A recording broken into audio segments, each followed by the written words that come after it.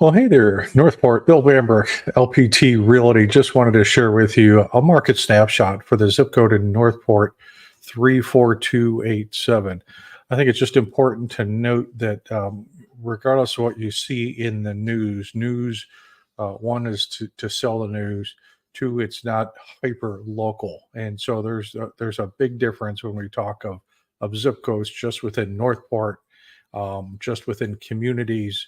There's a lot of variables that come into pricing, but this kind of gives you an aggregate feel for what's kind of going on with pricing and kind of what you can expect of what's going on. So let me go ahead and share my screen, and we'll go ahead and look into some data that I have available.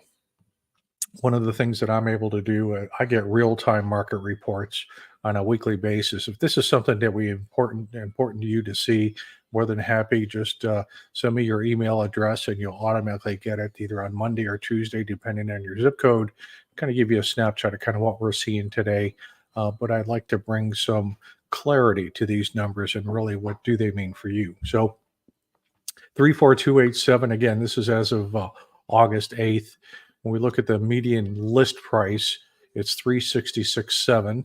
When it comes to new listing, the median list price is actually down slightly from 298 to, from 298 up slightly to 307.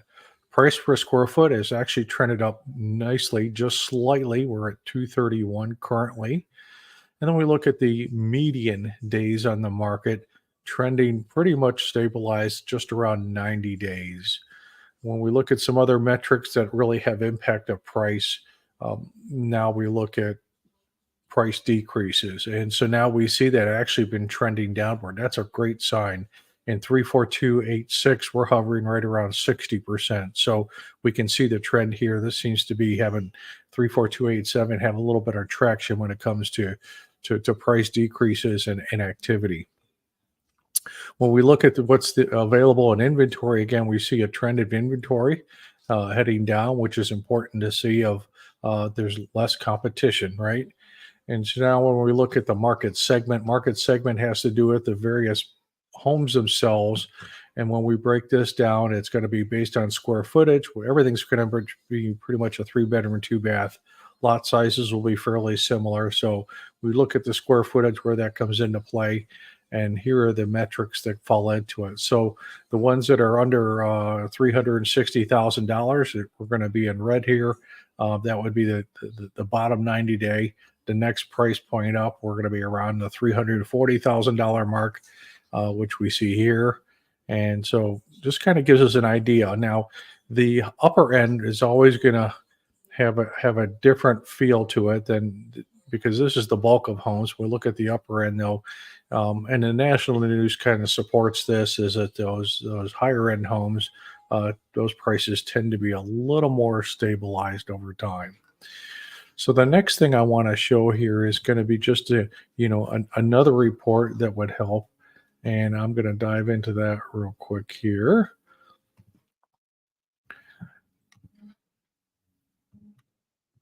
And so now in this report, and it's the same report, but it kind of gives us a little more in detail. So when we look at the trends, the dotted line is the weekly trends, and the solid line is a 90-day average. So again, we look at the median list price where we're going.